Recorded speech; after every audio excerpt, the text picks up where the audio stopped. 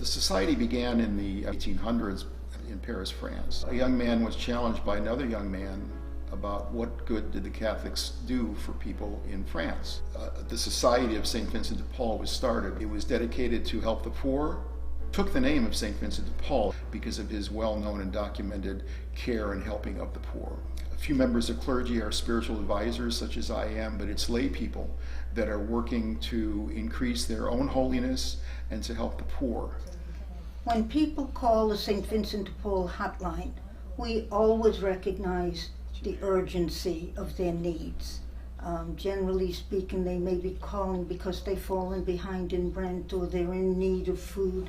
So we quickly respond. The call is put out amongst the members, and within a day or two at the most, we're out there knocking on the door, making the phone calls with the clients, and arranging a convenient time to get together with them. When I reached out to the church, I was so relieved that they was able to help me, because I wouldn't know what I'll do.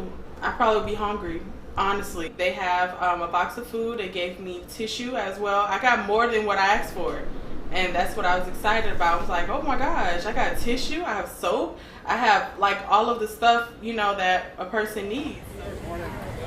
And it's difficult for some people to ask for help. They're so grateful.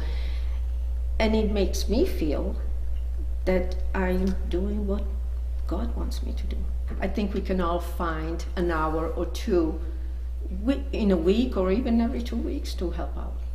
So we started going to the meetings, and it was very interesting just hearing them talk about what they did when they went to visit a neighbor. So right away we joined that. On Monument Road, all those apartments are full of people in dire need all the time. They need money for rent, for JEA bills, and here we go around doing our own business, and we don't realize that we are surrounded by people in need. And it was an eye-opener for me. For our society and all its members. I see us growing. There's need, and it's always growing, and we want to be able to step up to meet that need. The church helped me as well with my rent.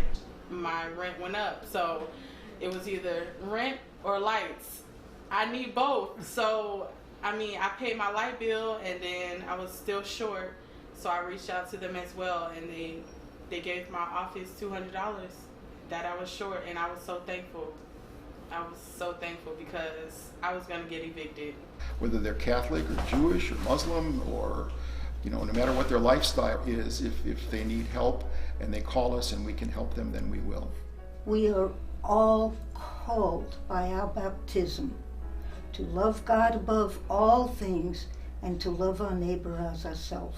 And I think when we go out, that's what we're doing. We're loving, we're embracing our neighbors, because for the grace of God, it could be any one of us under any circumstances that could bring us to the same situation. If you're thinking about joining our society, St. Vincent de Paul Society, first step is to begin to attend a meeting or two and just to see what goes on in the meeting, what gets discussed, because we talk about what we do in the meetings, and then pray.